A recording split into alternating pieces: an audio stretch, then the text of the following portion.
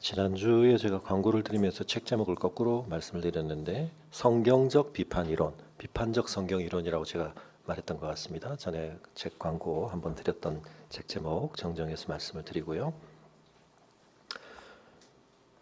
에베소서를 좋은 나무 교회가 출발하면서 2012년에 제가 창세기를 잠깐 설교하고 난 다음 가장 첫 본문으로 택했던 이유는 우리가 주님의 몸된 교회로 세워지는 데 있어서 이 에베소서의 말씀이 너무나 중요한 우리가 기억하고 우리의 가슴에 담아야 할 중요한 말씀을 담고 있기 때문이었는데요. 그로부터 이제 14년이 지났습니다.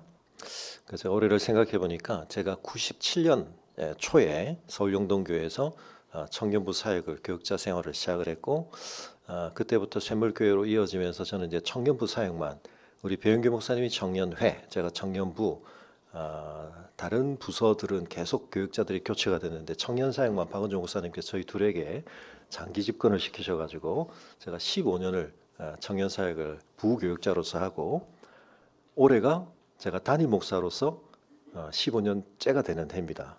그래서 제가 이제 30년 교육자 생활을 올 연말까지 하게 되면 제가 하게 되는데 부교육자 15년, 담임 목사 15년 꽤 의미가 있는 해구나 그런 생각을 하면서 좋은 나무교를 시작하였던 그때 제가 이 에베소서 말씀을 함께 나눴던 것을 다시 저도 생각하며 이 말씀을 전하고 있는데 이 본문을 가지고 그때도 제가 2주 설교를 했었습니다만 이번에는 3주를 제가 설교를 하는 이유는 이 내용이 너무나 중요하기 때문이다.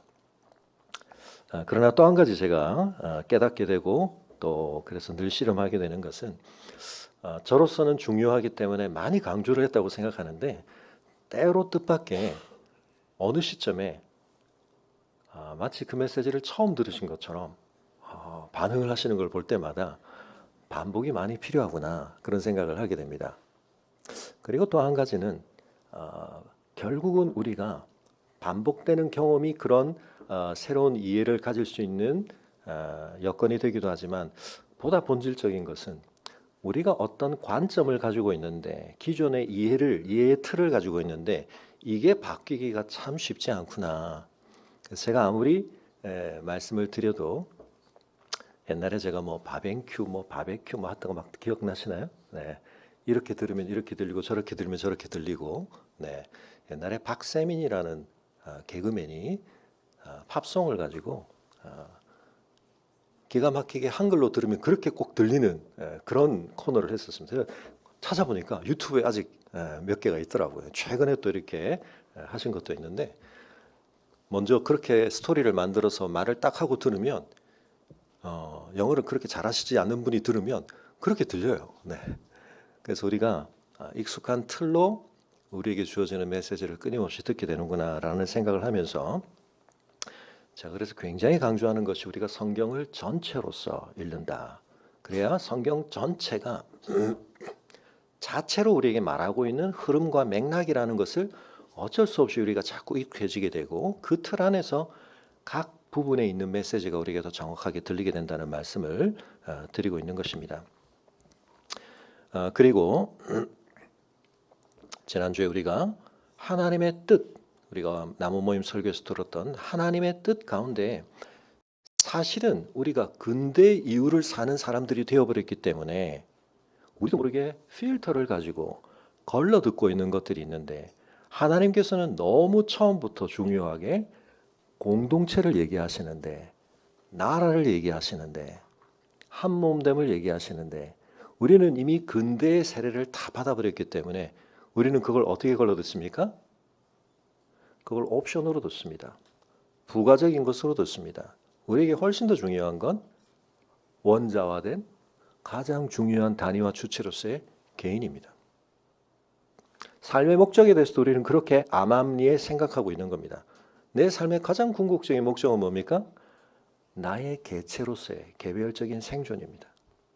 일단은 내가 살아야 뭐 그 다음이 있지. 내가 먹고 사는 문제가 그래서 가장 중심 주제가 되는 것입니다. 그게 조금 확대되면 내 가족이 그래도 불편함 없이 먹고 살아야지.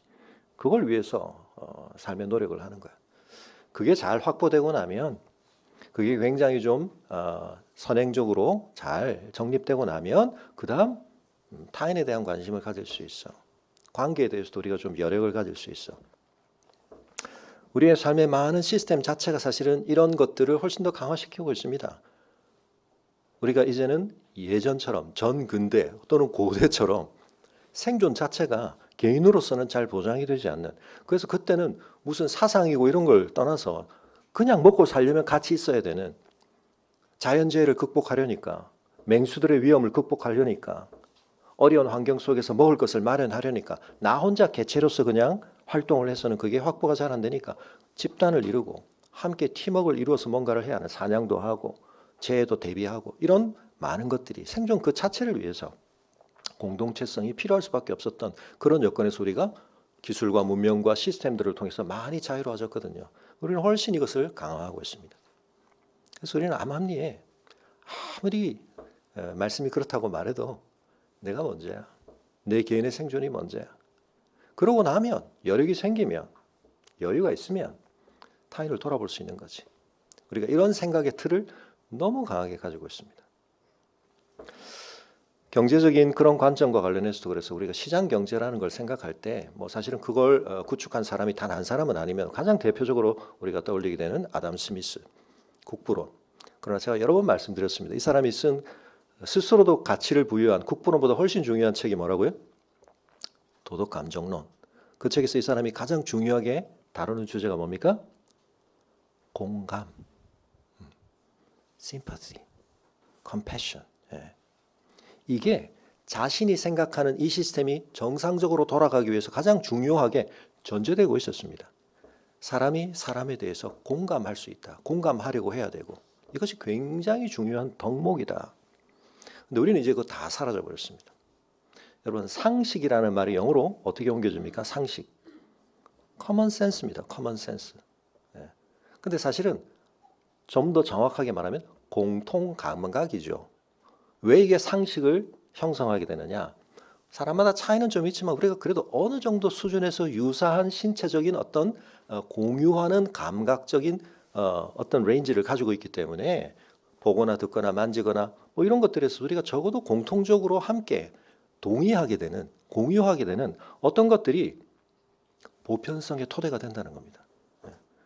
거기에서 근거한 것들을 우리가 상식적이다 말한다는 것입니다. 근데 점점 우리가 그런 토대로부터 너무 많이 떨어져 와서 우리 각자의 그냥 개별성이 너무 중요해져 버렸습니다. 그리고 이제는 사람과 접촉하지 않고도 이제는 키오스크가 곳곳에 다 들어서고, 여러분 이제 인공지능과 휴머노이드 로봇들이 이제 등장하기 시작하면 사람과 사람의 이제 이런 대면적 관계라는, 접촉이라는 것 자체가 훨씬 더 옅어질지 모릅니다. 코로나 3년을 딱 지나니까 아이들이 사람의 얼굴을 보지 못하고 사람의 얼굴을 통해서 지어지는 표정과 언어 소통이 굉장히 전체적으로 떨어지면서 평균적으로 아이들의 의사소통과 관련된 능력이나 인지에 상당한 영향이 있는 것 같다라는 보고들도 꽤 나오고 있습니다. 자, 이런 상황들 속에서 여러분, 성경 속에서 하나님의 말씀하시는 것은 옛날에 하셨던 말씀이니까 오늘 우리에게는 적용이 안 되는 말씀입니다. 이렇게 여러분이 판단을 하시게 된다면 이건 굉장히 중요한 것을 우리가 부적절하게, 부당하게 필터링을 하는 것입니다. 이후에도 이 중요성은 계속 강조되지만 우리가 지금 머물고 있는, 주목하고 있는 이 에베소서 2장 11절에서 22절의 내용은 너무나 본질적인 강조점을 가지고 우리가 하나님의 뜻을 생각할 때 관계를 생각해야 한다는 것, 이걸 강조하고 있는 것입니다. 어제부터 제가 그 영어 모임을 시작을 했는데 제가 이름을 뭐라고 할까 하다가 렉시오라는 말을 가져왔는데, 이 렉시오 또 뭐 렉치오 뭐 여러 가지로 발음은 있을 수 있습니다. 렉시오 디비나라고 하는 것이 초대교회로부터 중세까지 이 굉장히 영적인 어떤 훈련, 프랙티스와 관련된 이제 용어인데요. 뭐 최근에서 관상기도 뭐 이런 거 관련해서 그런 걸 좀 강조하시는 분들이 있습니다만, 하여튼 그런 영적인 묵상을 하는 데 있어서 하나님 앞에 우리가 영적으로 자기를 성장시켜가는 그런 영적 씨름을 하는 데 있어서 제1단계가 이제 이 읽는 단계, 말씀을 읽는데, 그러나 이것이 개인이 읽는 거라기보다는 공동체가 같이 하는 경우도 수도원에서 많이 합니다. 그리고 이 글자를 읽는 게 아니라 그 당시는 누군가가 읽어주죠. 사실은 여기에는 오늘날 우리가 하는 것처럼 뭐 큐티 훈련이나 이런 것처럼 내가 주체가 되어서 관찰을 하고 막 해석을 하고 이런 게 아니라 어떤 의미에서 말씀 앞에 나를 좀 열어놓는 겁니다. 그래서 그 말씀의 어떤 경험 안에서 사실은 내 인식이 새로운 전환이 이루어지기도 하고 내 관심에 새로운 초점이 생기기도 하고 어떤 이런 이제 출발로서의 렉쇼인데요. 제가 이제 영화, 시네마를 우리가 그런 렉쇼의 관점에서 그래서 렉시오 시네마라고 제가 이름을 붙이지 않은 이유는 우리가 영화 읽는 게 본격적인 관심은 아니고 그래서 시네마 렉시오라고 이렇게 배치를 한 이유는 영화를 매개로 해서 영화를 우리가 또 보는 경험 안에서 영화의 메시지만 듣는 게 아니라 우리가 그것을 통해서 한번 좀 우리의 생각들 또 우리가 또 고민해봐야 될 주제들에 대해서 또 성경적인 특별히 기독교 세계관적인 관점들을 우리가 한번 접목시켜보는 훈련을 하는 겁니다. 근데 이걸 사실은 집에 훨씬 좋은 영상 시스템, 음향 시스템이 있으실 수도 있는데 물론 우리 2층에 진공관 굉장히 좋은 스피커가 있고 화면도 여러분 집에 있는 것보다 그래도 클 수 있기 때문에 좋긴 하지만 뭐 의자도 딱딱하고 그래서 의자를 지금 조금 그 접이식 캠핑 의자 제가 어제 김은영 집사님이 연장자로 참여를 하셨는데 그 되게 그런 의자가 있거든요. 그거를 지금 한번 몇 개 접이식으로 갖다 놓을까 생각을 좀 하고 있는데 아무튼 이제 그런 환경을 갖다 놓지만 영화를 같이 보는 것이 주는 큰 유익 중에 공동체적으로 영화를 볼 때 유익 중에 하나 어제도 이제 그런 말씀을 하셨는데 혼자 봤으면 빨리 감기했을 것 같다. 그리고 끝까지 안 봤을 가능성이 있다. 근데 같이 보니까 꾸역꾸역 다 보신 거죠. 예. 요즘 유튜브 같은 데 보면 줄거리는 그냥 잘 요약해서 꽤 재미있게 뭐 5분 순삭 편집한 것들 많습니다. 네, 여러분 이런 식으로 이제 영화를 보셔야 할 수도 있지만 좀 괜찮은 영화는 한 편 전체를 보면서 뭘 훈련해야 되냐면 이 영화를 만든 사람이 적어도 촬영을 하고 편집을 하는 과정에서 이 장면들을 넣으면서 말하려고 하는 어떤 전체 흐름을 좀 경험해 봐야 되는 겁니다. 그리고 이 영화 읽기라는 게 한편은 그래서 성경 읽기의 묵상 훈련과도 그 자체로도 좀 방법론적으로 닿아 있는 면들이 있습니다. 그래서 제가 그 얘기를 먼저 잠깐 좀 드리고 어제 본 영화는 뭐 이미 제가 교회에서도 여러 번 설교에서 말씀을 드리고 들었기 때문에 이제 이 내용에 대해 스포를 하는 것 가지고 저를 비난하실 분은 아무도 없으실 거라고 생각을 하고 이 키다라는 영화는 내일 모레면 40이 되는 한 남자가 난데없이 어떤 아이가 자기의 삶에 출연을 하는데 얘는 내일 모레가 되면 8살이 되는 아이입니다. 어제 이 영화 주제와 가장 직접적으로 관련 있는 우리 관람자, 우리 백승국 목사님 부자가 우리 지원이가 함께 참여를 하시는데 우리 지원이가 내일 모레 8살이더라고요. 만으로. 그렇죠. 네, 그래서 적격인 부자가 왔었는데 아버지 나이는 조금 더 많으십니다만 그래서 어쨌든 이제 부자가 같이 보시고 이 영화에 나오는 것처럼 밀크쉐이크를 같이 먹으러 간다고 그러셨는데 뭘 마셨는지 모르겠는데 지원이 어쨌든 아빠랑 데이트를 하러 가더라고요. 좀 이상한 얘기죠. 현실에 실현할 수 없는 얘기입니다. 과거의 어린 나이가 내 현실에 나타났다. 근데 뭐 어떻게 해서 그렇게 됐는가 이런 설명을 하지는 않습니다. 그래서 영화는 그러나 이제 마지막에 30년 뒤에 내가 또 출연을 합니다. 그리고는 결국 이 모든 일이 훨씬 더 과학이 발달되어서 가능할지 모르지만 그 30년 뒤에 내가 기획한 것이라는 것이 밝혀집니다. 너무 중요한 스포를 말씀하시는 게 아닌가. 근데 뭐 그걸 아시고 보셔도 꽤 재밌게 볼 수 있습니다. 그리고 이 영화는 사실 그 사실을 처음부터 말하고 있었습니다.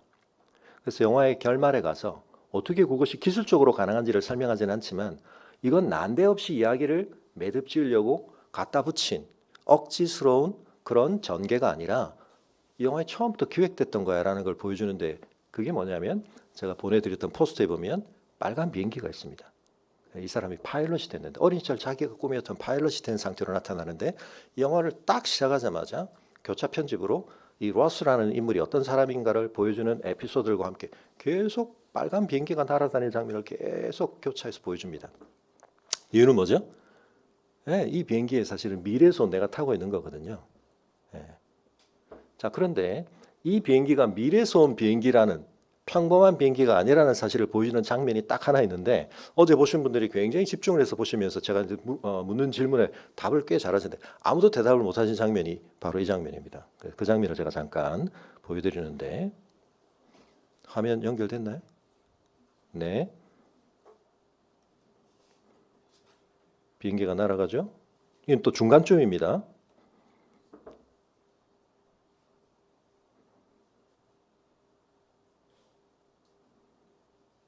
네.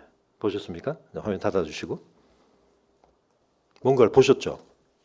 뭘 보셨죠? 비행기가 날아갔습니다.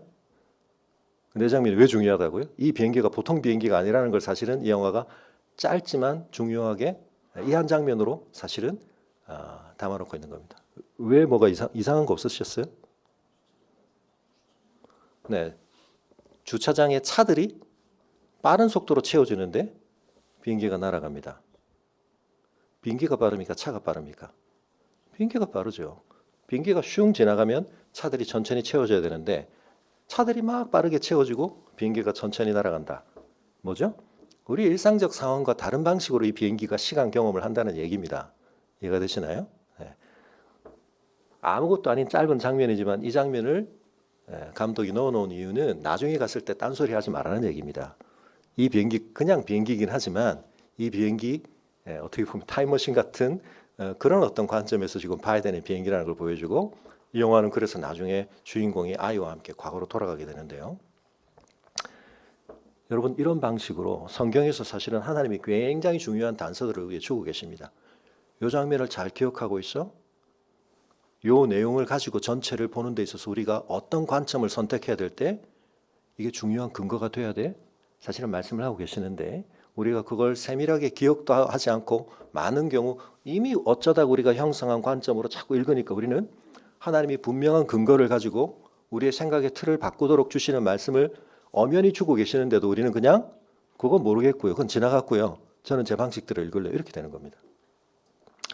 지난주에 제가 데카르트라는 사람을 다시 한번 말씀을 드렸는데 여러분 이 사람이 결국 고민을 했던 것은 진리가 뭐지? 진리라는 것은 도대체 어떤 토대 위에 우리가 구축해 가야 되는 거야?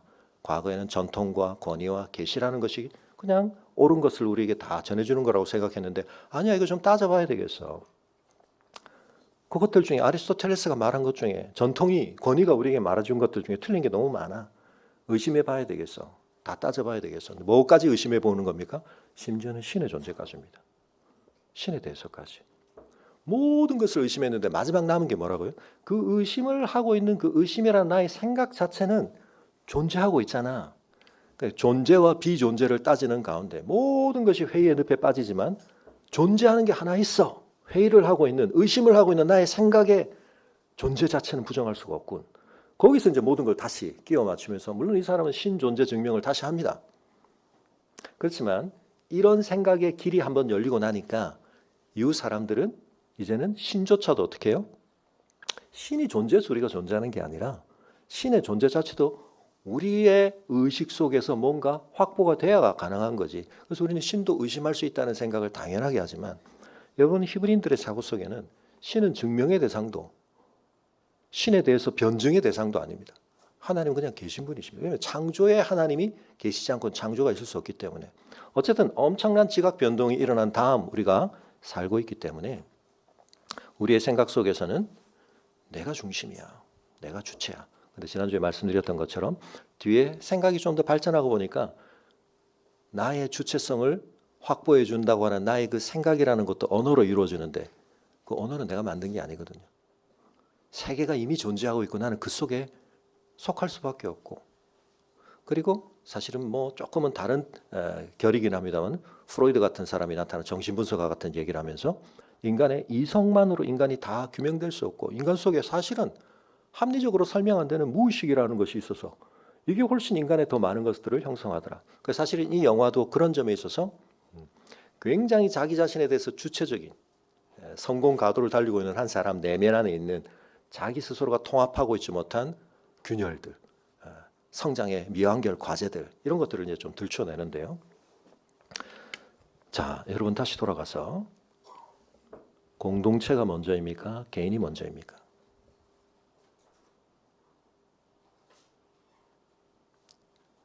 뭐라고 답을 하시겠습니까? 하나님의 뜻 안에서. 여기서 먼저라는 말이 꼭 시간적인 선호만을 따지는 게 아니라 궁극적인 가치에 있어서.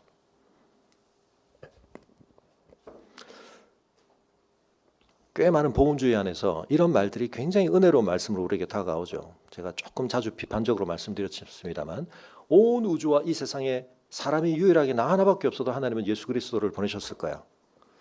여러분, 그것이 말하고자 하는 어떤 가치를 제가 완전히 부정하려고 하는 것은 아닙니다. 예수님께서도 양이 100마리 중에 90마리가 있지만 한 마리를 찾아가시는 분이라고 분명히 말씀하시기 때문입니다. 우리 한 사람 한 사람이 대중 속에 수많은 익명의 다수 속에 있는 하나님에게는 잘 구별도 안 되는 그런 존재가 아니라 그런 우리 각자에 대해서 우리의 머리카락과 수까지 세시는 헤아리시는 하나님이심을 분명히 하나님은 말씀하십니다. 근데 여러분, 이걸 너무 우리가 실존주의적으로 근대유의 개인의 주체에 대한 강조점 속에서 부각해서 듣는 것은 오히려 의미가 없습니다. 더 중요한 맥락 속에서 이 말의 의미가 우리에게 더 중요하게 다가오는 겁니다. 여러분, 하나님은 우리를 홀로 짓지 않으셨습니다. 그 홀로 있으면 하나님의 선한 세계에 대한 판단에 있어서 아직 뭔가가 충족 덜 된 상태였습니다. 그래서 어떻게 해요? 남자와 여자로 지으신 겁니다. 그 둘의 함께함 속에서만 하나님의 형상됨이 나타나는 겁니다. 그래서 여러분, 죄송한 말씀이지만 이 세상 속에 우리 하나만 존재하더라도라는 반사실적 가정은 하나님의 기획 속에 없는 겁니다. 왜요? 하나님 자신이 삼위일체시기 때문입니다. 그래서 여러분, 내가 어떻게 태어났습니까? 관계가 있기 때문에 내가 태어났죠. 그래서 하나님을 모르는 일반 사람들의 사고와 고찰 속에서도 동양이 부모를 공경해야 돼. 부모님이 안 계셨으면 네가 존재할 수가 없어. 네가 그토록 중요하게 생각하는 너의 생명과 삶이라는 그 가장 본질적인 가치는 너 혼자서 획득하거나 네가 쟁취하고 네가 성취한 게 아니야. 이전에 존재하던 관계의 결과로서, 사랑의 결과로서 있는 거야. 그러므로 그 이전에 너의 생명을 가능케 한 조건으로서의 그 관계성을 소홀히 여기면 안 돼. 부모를 공경하지 않으면 안 돼. 그 부모가 너에게 얼마나 잘해줬느냐 못해줬느냐 관계 없이 그건 절대적인 거야. 이런 가르침들이 조금 생각 있는 사람들에게는 모두 문명 안에서 이루어지는 겁니다. 그래서 여러분, 우리 이번 주에 북토크도 하셨는데 황금률 모두 문명 속에 있습니다. 왜요? 사람이 살아가려니까 아무리 잘난 사람이라도 혼자 못 살아. 그 삶에 가장 기본적으로 장착되어 있어야 할 삶의 태도 뭡니까? 타인을 존중해야 돼. 남을 무시하면 안 돼. 칸트가 기독교적인 세계관으로만 모든 걸 따진 건 아니지만 그런 토양 안에서 철학적으로 굉장히 고민을 해낸 결과가 뭡니까? 윤리의 가장 중요한 지침, 나의 행위의 준칙이 내가 어떤 룰을 가지고 내 삶을 살려고 할 때 그 룰이 통과해야 될 기준이 있는데 그게 뭐냐면 모든 사람이 그걸 자기 룰로 택해도 괜찮을까? 이 생각을 한번 거쳐서 그걸 룰로 삼아라. 근데 그렇게 했을 때 이 사람이 도달하게 된 가장 중요한 명제 중에 하나가 뭡니까? 사람을 목적 그 자체로 생각해야 돼. 사람을 도구로 생각하면 안 돼. 사람을 수단으로 생각하면 안 돼. 근데 여러분, 이런 보편적인 인간의 그냥 죄성과 연약함 속에서도 사람들이 헤아려낸, 찾아낸 이 생각들의 관점으로도 오늘 우리가 얼마나 멀어져 있는지 모릅니다. 얼마나 타인을 내 개인의 생존에 유익이 되느냐 아니냐 관점에서 수단화하고 도구화하고 하나님께서 우리를 사귐의 대상으로 창조하시고 부르셨는데 우리는 사용의 대상으로 생각하고 그게 우리에게 그냥 받아들여져 있습니다. 근데 여러분, 우리가 계속해서 보겠지만 이 당시에도 여러분 노예와 자유인, 주인의 관계가 있었습니다. 그러나 그 관계성 안에서 어마어마한 혁신적인 룰을 하나님께 주십니다. 그렇다고 노예 해방 그런 제도적인 변화를 성경이 말하지는 않습니다. 그러나 그 제도의 변혁보다 훨씬 더 엄청난 그 제도 속에 있으면서도 그 제도가 규정하는 관계성을 벗어난 다른 존중과 배려와 돌봄이 가능하도록 하시는 겁니다. 여러분, 우리가 레위기와 출애굽기를 그렇게 좀 재미없게 읽었지만 그 속에 주신 율법 속에 굉장히 중요한 내용들이 뭡니까? 너희의 관계성 속에서는 이런 모습들이 나타나야 돼. 거기 얼마나 엄청난 가장 취약한 사람들에 대한 배려가 있고 내버려두면 혼자 살 수 없는 사람들에 대해서 공동체가 어떻게 책임을 져야 되고 어떤 지파가 가장 중요한 목적을 위해서 레위인들이 헌신할 때 다른 지파들이 함께 그들을 먹여 살려야 되고 이런 모든 것들에 대해서 여러분 하나님께서 어마어마한 공동체성을 거기에 두고 계시고 민수기는 뭘 얘기하고 있습니까 지금? 그들이 함께 연대를 이루어서 진을 짜고 같이 움직여야 됩니다. 그 가장 중심에는 성막이 있고 하나님의 임재가 있고 하나님은 어디에 자신의 거처를 두십니까? 하나님의 형상을 반영한 공동체 속에. 그래서 여러분 우리가 어마어마한 세례를 이미 받았기 때문에 이 세례를 벗겨내려면 어마어마한 강조를 사실은 들어야 되는 겁니다.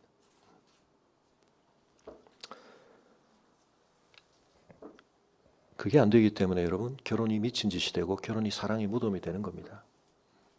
각자가 자기 계산으로 내가 혼자 사는 것보다 이 사람을 통해서 내가 좀 더 유익을 더 얻겠지. 여러분 그런 시도를 하는 실험의 장으로서 결혼을 생각하시면 안 하시는 게 낫습니다. 그 결과가 너무 뻔하기 때문입니다. 하나님은 우리가 뭐가 되도록요? 적절하게 서로가 윈윈하면서 이용할 대상으로 서로를 바라보기는 게 아닙니다. 돕는 대상으로. 하나님이 저 사람을 빚으실 때 하나님이 하려고 하셨던 일을 가장 가까이에서 가장 깊은 차원에서 대리적으로 하는 사람이 되는 것. 부모와 자녀의 관계도 마찬가지입니다. 부모의 욕망을 자녀에게 대리적으로 투사해도 안 되고요. 하나님이 이 생명에 대해서 가지신 뜻을 부모가 청지기로서 감당하는 겁니다. 여러분 그런 가장 근원적인 관계를 바라보는 관점에서부터 하나님께서 공동체로 관계성 속에서 우리를 부르신다는 사실, 나의 생명 자체가 관계로부터 왔고 사실은 엄밀하게 우리가 느슨하고 직접 확인 안 되는 상황 속에 있지만 사실은 우리의 삶의 어마어마한 신뢰 속에서 상호작용 속에서 혼자 못 삽니다. 우리가 어마어마하게 분업화하고 전문화해서 서로 살리고 있는 겁니다. 그런데 여러분 하나님께서는 이 일에 있어서 교회가 성도가 첫 열매가 되도록 하셨습니다. 다음 주에 어마어마한 내용이 나오는데요.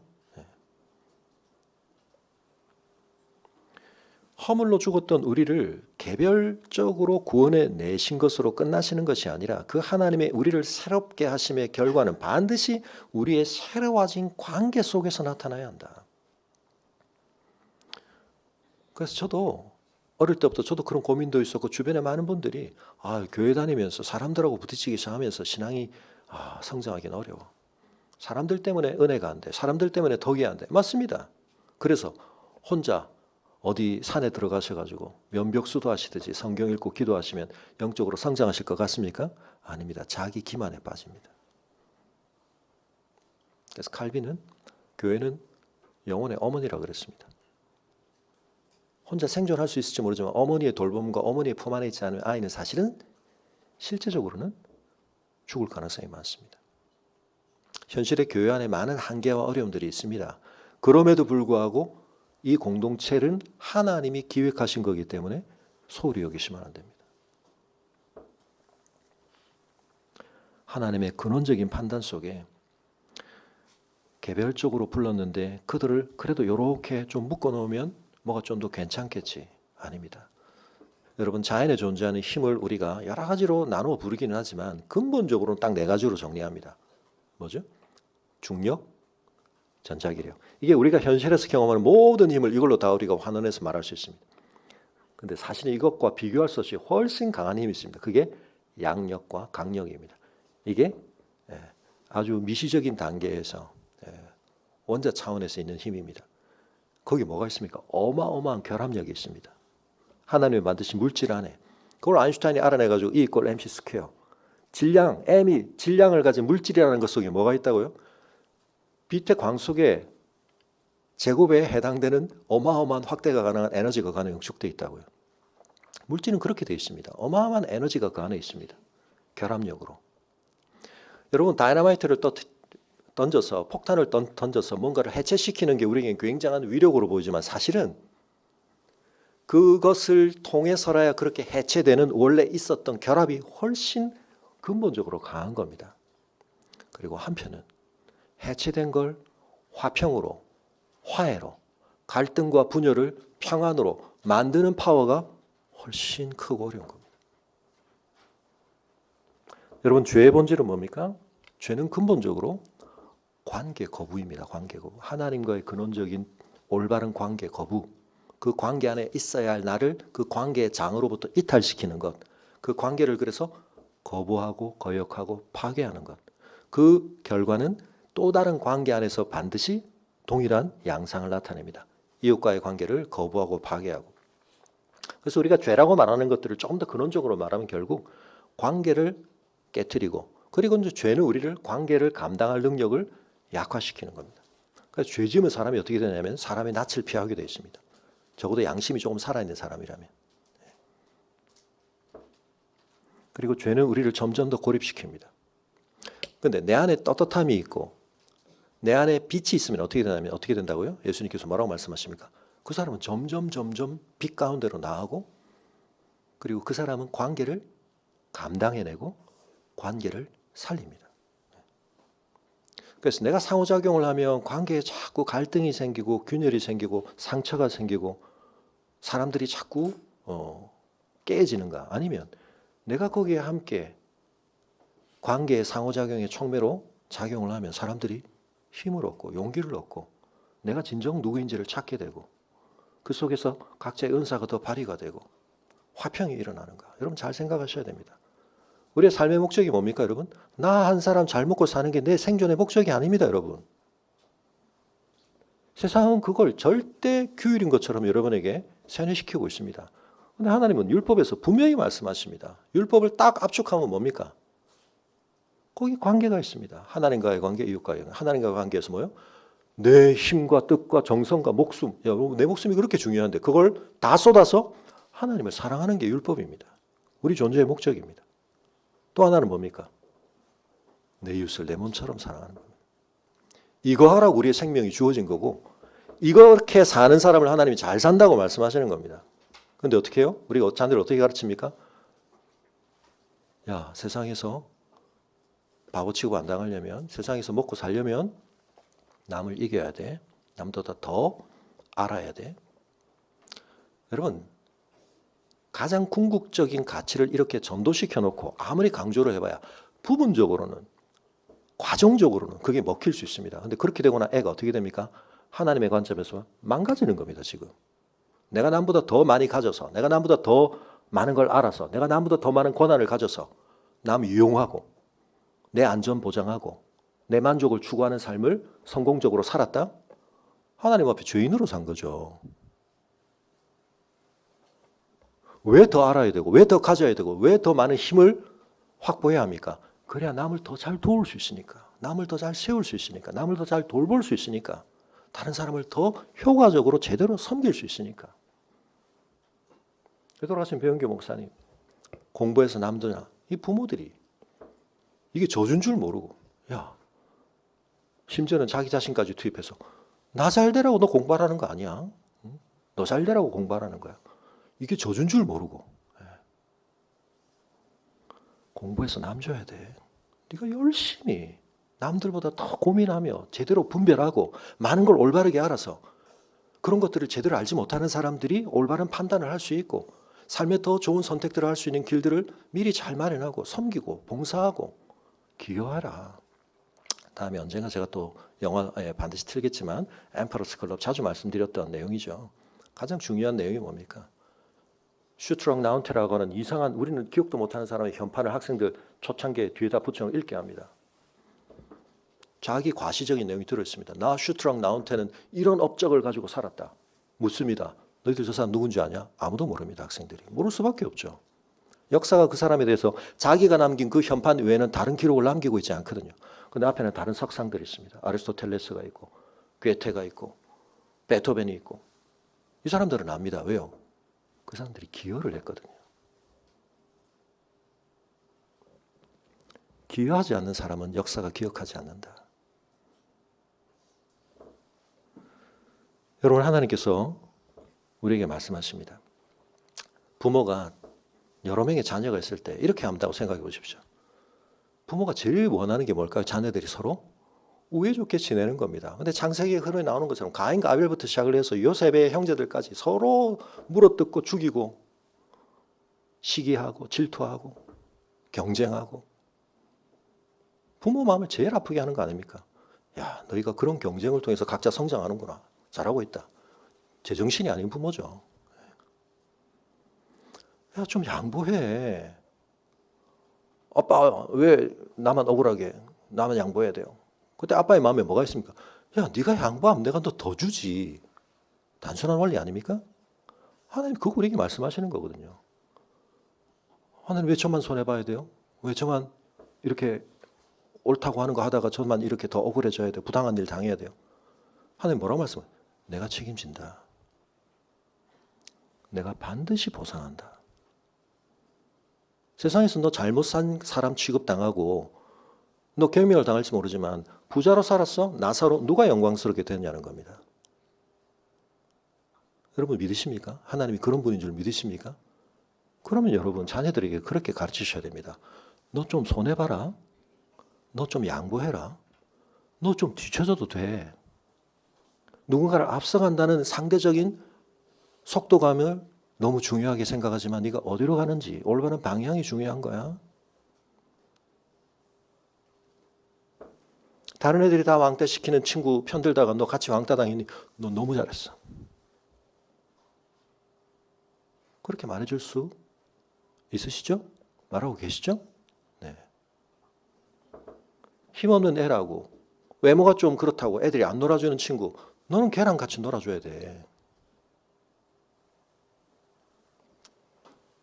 제가 청년 사역하면서 꽤 훌륭하게 성장한 청년들 중에 이제 이 키도 이런 영화 보면 이제 옛날 얘기인지 하고 이제 우리 안에 있는 명한결 가져 얘기할 때 꽤 많은 멀쩡한 친구들이 저한테 그런 얘기했습니다.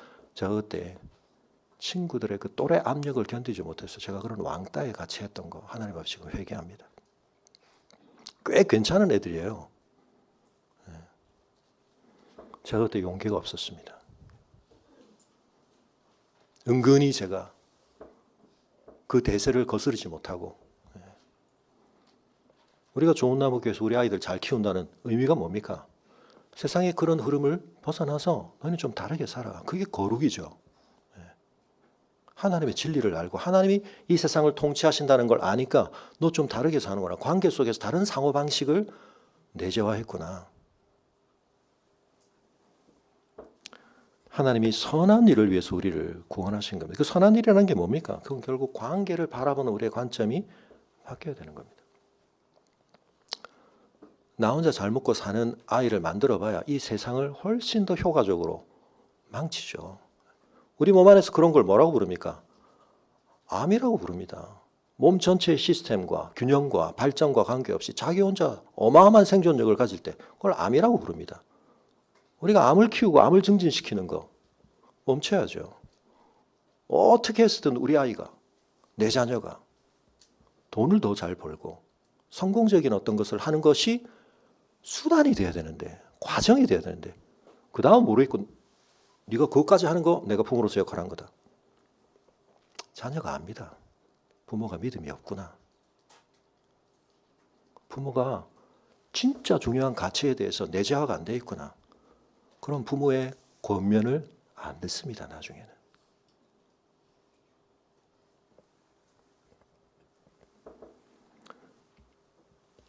여러분, 그때는 육체로 이방인이요 손으로 육체에 향한 할례를 받은 무리라 칭하는 자들로부터 할례 받지 않는 무리라 칭함 받던 너희들이 아니냐. 그때 엄청난 무시당했거든요. 유대인들이 하나님이 주신 본질을 생각하지 않고 육체 할례가 증거가 있어.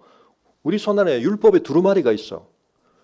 이게 본질이 아닌데 그게 의미하는 바를 진짜 내재화하면 이미 레위기 19장이 뭐가 있습니까 여러분? 내 이웃을 내 몸처럼 사랑하라. 수많은 규례와 의식들이 있지만 본질은 뭡니까? 그걸 통하여 하나님 앞에서 올바른 관계를 회복하고 나면 이웃과의 관계에서 이웃을 내 몸처럼 사랑해.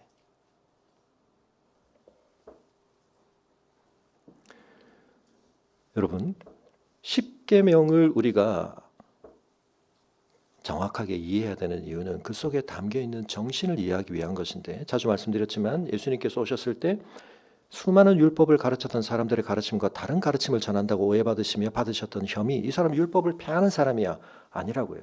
율법의 세칙들을 많이 만들면서 어떻게 하는 게 안식일을 지키는 건가 막 굉장한 경건한 사람처럼 수많은 세칙들을 가지고 그거 다 실행하고 있는데, 그러면서 내면적으로는 자기는 율법을 성취하는 사람에는 자기의가 충만한데, 예수님 뭐라고 제가하십니까?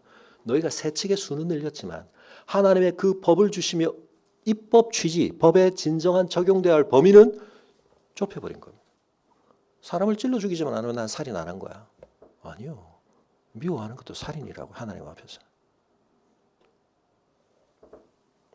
율법의 본질을 아시는 예수님께서 그 율법을 온전히 아무도 성취할 수 없는 우리의 죄된 이 결말, 죄의 싹스로서의 죽음을 거둘 수밖에 없는 우리, 하나님의 원수로 살 수밖에 없는 우리의 이 문제를 해결하시기 위해서 자기를 부정하셔서, 자기를 해체하셔서, 자기를 십자가에 못 박으셔서 허물어질 수 없었던 이 막힌 담, 하나님과 우리 사이에 원수된 담을 깨뜨리셨다. 자기의 육체를 깨뜨리셔서 그걸 깨뜨리셨다. 그렇게 하셨다면 그 동일한 은혜를 받은 너희 사이에 무슨 일이 일어나야 되느냐? 또다시 말도 안 되는 걸 가지고 벽을 쌓고 담을 쌓고 거리두기를 하면서 너희가 그렇게 서로 사는 것이 아니라 하나님과의 이 말도 안 되는 불화를, 원수 관계를 회복한 너희라면 너희는 내가 주는 이 계명이 소화되어야 돼. 뭐요? 원수도 사랑할 수 있어야 돼. 원수에게 어떻게 보복할까? 너희는 그거 고민하지 마. 보복은 내 몫이야. 궁극적으로 그건 내가 해. 역사 속에서 그것이 다 실현되지 않아도 역사의 종말을 통해서 하나님은 반드시 그것을 실현하신다고 말씀하십니다. 거기에 관심 두지 말고 우리의 초점은 어디요? 저 원수도 내가 어떻게 해야 더 사랑할 수 있지? 왜냐하면 사랑이 우리의 목표이기 때문에. 나는 한 사람이라도 더 온전히 어떻게 사랑하고 살까? 그것 가지고 하나님 앞에 서는 거거든요.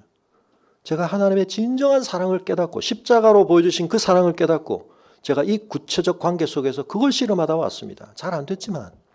그래서 부부의 관계 속에서 우리가 나중에 6장 가서 보지만 뭐라고 말씀하십니까?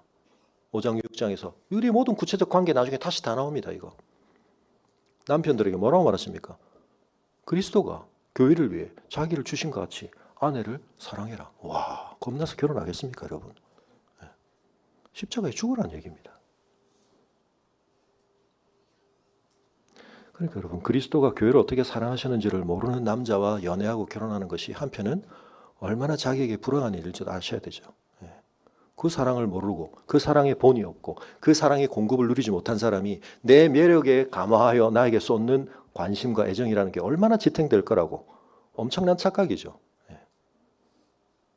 우리의 이기성을 모르고 잠깐 반짝반짝할 때는 영원히 헌신할 것 같습니다. 여러분, 그거 바닥 금방 나죠. 결혼해서 몇 년 쯤 되니까 아시겠습니까? 우리 안에 있는 것 가지고 우리가 관계를 맺는 게 아닙니다. 그리스도가 십자가로 그 원수됨을 소멸시키시고 확보해 주신 이 화목과 화평과 평안이 우리 안에 충만할 때, 그 먼데 있던 우리가 서로 가까워진 이 은혜를 생각할 때, 말씀드렸지만 여러분, 관계를 폭파시키는 파괴력은 죄의 힘입니다. 그러나 하나님의 은혜와 사랑의 힘은 뭡니까? 그 파편화된 관계를 어떻게 하시죠? 놀랍게 회복시키십니다. 그 안에 어마어마한. 그래서 여러분, 제가 목사가 되고 나서 정말 고통스러운 것은 제 자신의 한계, 사람을 대하다 보니까 발견하게 되는 제 자신의 한계, 부모도 마찬가지죠. 저는 많은 그런 부모들을 봤습니다. 굉장히 훌륭한 엄마들. 근데 제 앞에서 목사님, 제가 마귀인 것 같아요. 제가 악마인 것 같아요. 애를 대하다 보니까 제가 그걸 알게 됐어요. 몸으로 낳은 자녀든 가슴으로 낳은 입양한 자녀든 저 피눈물을 흘리며 제가 애를 사랑할 수가 없어요. 근데 하나님께서 그걸 하게 하십니다, 나중에.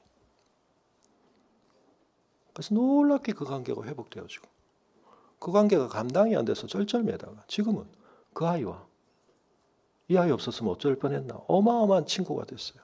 이런 간증도 저는 많이 있습니다. 관계 속에서 우리가 얼마나 죄인인지 알게 돼요. 얼마나 이기적인지 알게 됩니다. 그 이기심이 어떻게 뭔가 묘하게 서로 잘 조합돼서 굉장히 괜찮게 사는 것처럼 보이는 관계가, 여러분, 하나님이 여기서 십자가로 창출하신 화평과 샬롬의 공동체라고 여러분 착각하지 마십시오. 서로가 갈등 회피적으로 큰일 안 일어나게 잘 그냥 그렇게 지내는 관계 정도가 아닙니다. 완전히 박살나고 에스겔서 환상에 나오는 것처럼 마른 뼈들이 다 흩어져 버린 그 관계는 하나님 뭐라고요? 하나님 말씀하시면 산다. 그게 하나님의 복음의 은혜입니다. 하나님과의 화목을 경험한 사람의 은혜입니다. 그래서 제가 한편의 목사로서 사람의 한계를 너무 많이 보게 되니까 제 자신도 여러분 제가 뭐 멀쩡해 보이시지만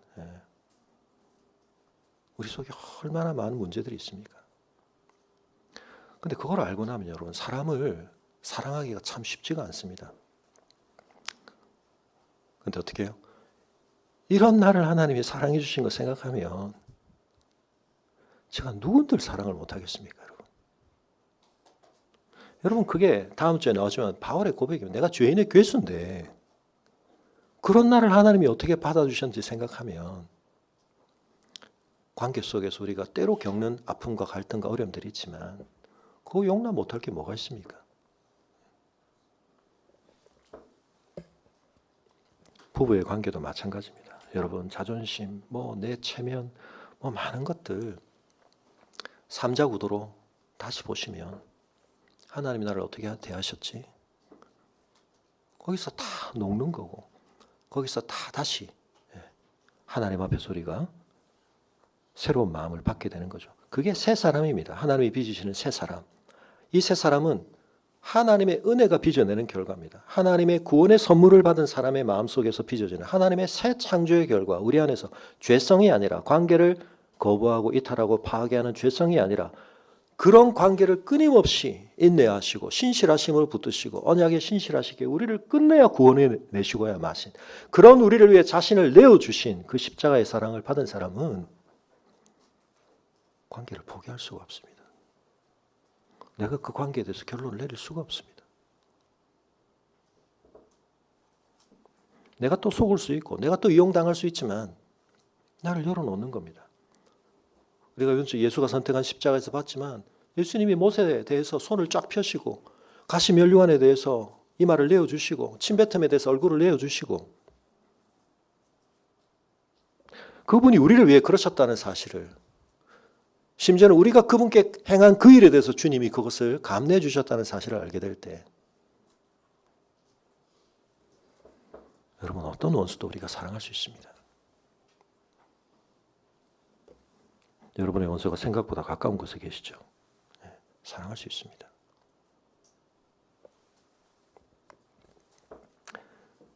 여러분 그래서 사도들과 선지자들의 터 위에 세우심을 입은 우리가 그리스도 예수께서 친히 모퉁이 돌이 되셔서 여러분 그래서 오늘 이 본문 속에 얼마나 많은 삼위일체적 표현이 있습니까?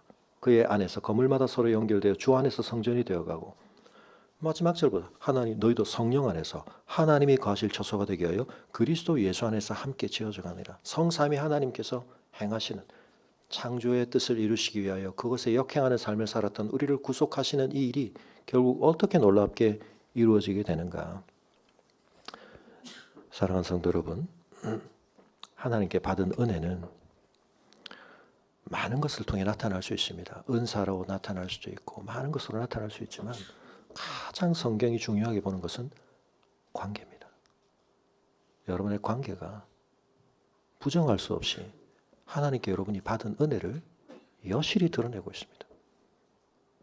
내가 관계 속에서 어떤 사람으로 드러나고 있는가? 내가 관계의 장 속에서, 필드 속에서 어떤 영향들을 나타내고 있는가? 이 키다라는 영화에 보면 이 로스라는 사람은 어마어마한 상호작용을 임팩트 있게 하는 사람입니다.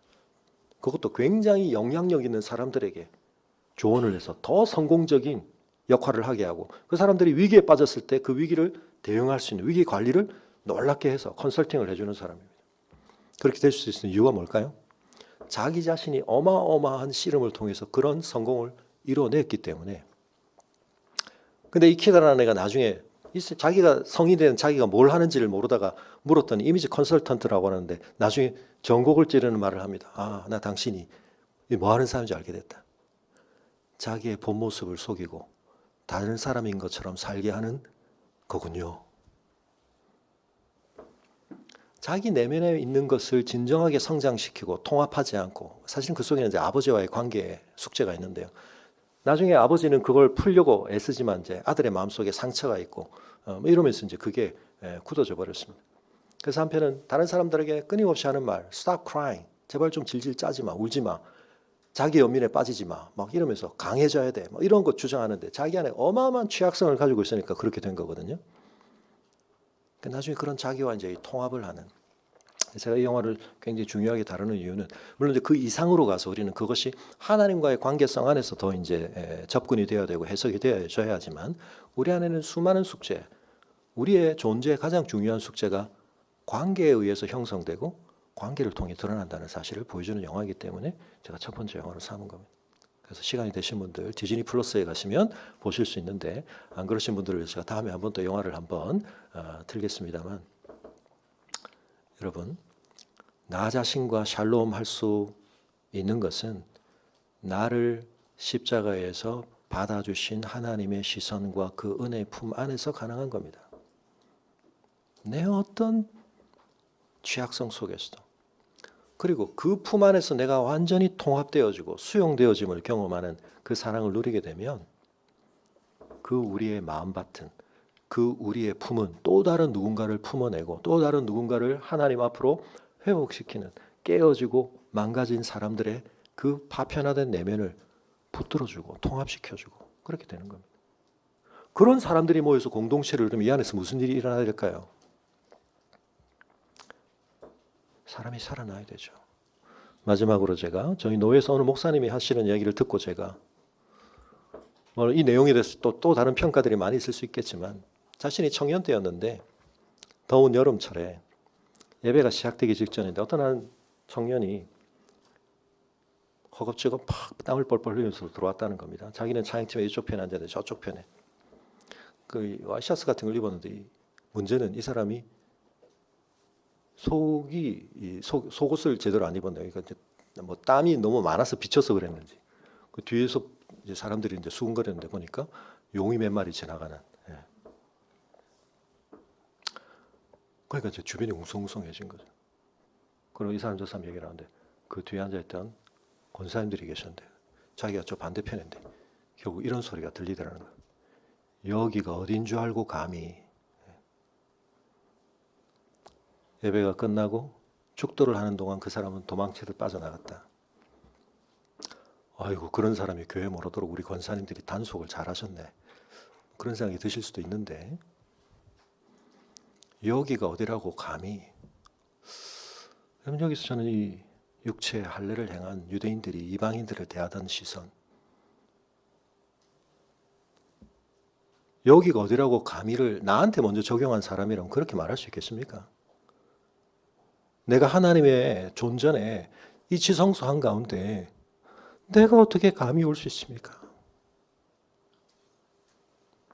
예수 그리스도의 십자가의 보혈이 아니고 우리가 어떻게 그 거룩하신 하나님 앞에 고개를 들고 설 수가 있습니까? 내가 누군지를 내가 안다면 내가 어떻게 하나님 앞에 예배할 수 있습니까? 그 은혜를 가진 사람들이 모여 있다면 우리의 사회적 기준으로 볼 때 저 사람이 좀 부적절해 보여도 저는 우리 교회 권사님들이라면 그러실 거라고 믿습니다. 우리 최정성 권사님 얼마나 식사 대접 잘하십니까? 청년 밥 먹고 가. 저는 그러실 거라고 생각합니다. 우리 교회는 그랬으면 좋겠습니다. 우리 함께 자리에서 일어나겠습니다.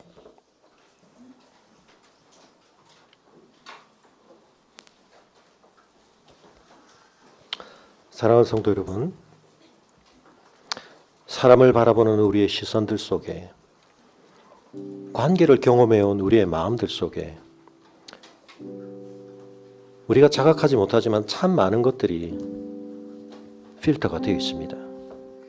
판단을 하고 우리의 태도와 자세를 규정하고 있습니다. 오늘 말씀은 우리에게 다시 한번 도전합니다. 십자가 위에서 예수 그리스도가 하나님과 너의 관계를 위하여 행하신 그 일이 진정으로 은혜로 아로새겨져 있다면, 나의 본질의 정체성으로 아로새겨져 있다면, 그리고 그 하나님께서 공동체로 한 몸으로 성령 안에서 지어져가는 한 성전으로 우리를 부르시는 그 중요한 뜻을 네가 존중한다면 네가 맺고 있는 성도의 관계 속에서 너 어떻게 해야 되겠니? 네가 맺고 있는 그 수많은 관계들 속에서 너의 모습은 어떠해야 하겠니?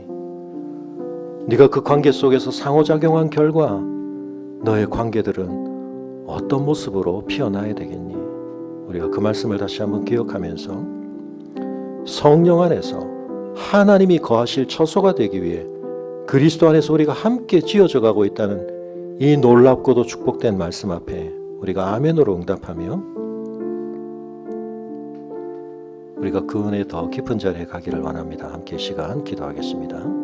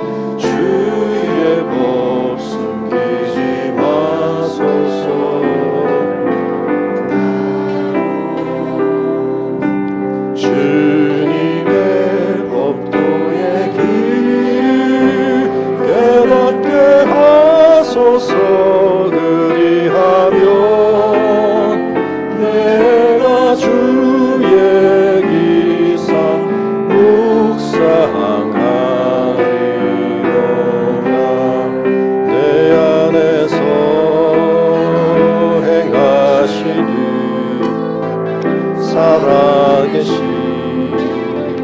하나님은 그 깊은 뜻 위하여 너희로 소원 두시니 먼저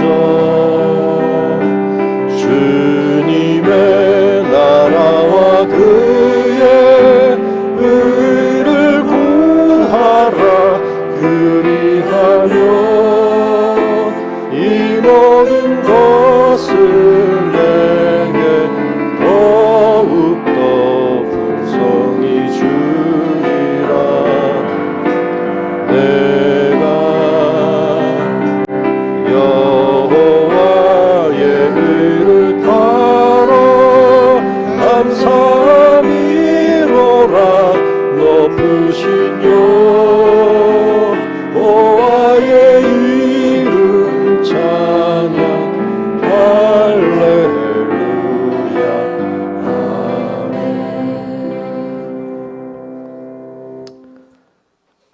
아버지 하나님, 하나님께서 저에게 주신 가장 중요한 명령이 하나님의 사랑, 이웃 사랑의 율법인 것을 저희가 너무나 잘 안다고 생각하지만 출애굽기를 읽고 민수기를 읽고 레위기를 읽으며 내 이웃을 내 몸처럼 사랑함이 이미 그때부터 하나님이 저희를 향해 품으신 거룩하신 뜻인 것을 읽지만, 그러나 오늘 실제적으로 살아가는 저희의 삶에서 작동하고 있는 원리들은 그 말씀을 반영하고 있지 못한 것을 고백합니다.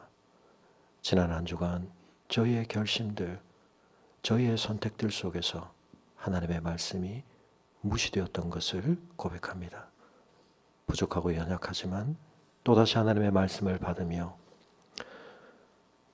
원수되었던 저희를 십자가로 하나님 앞에 화목케 하여 주신 이 놀라운 은혜를 깨달아 갈수록 저희의 만바 속에서 하나님께서 그토록 간절히 원하시는 우리가 그리스도 안에 한 몸을 이루며 한 성전으로 지어져 가는 이 영광스러운 부르심의 가치를, 비록 어렵고 힘들지만 그 부르심을 따라 살기 위한 우리의 씨름들을 더 아름다운 결단으로 자원함으로 감당하는 저희들 되게 하여 주시옵소서.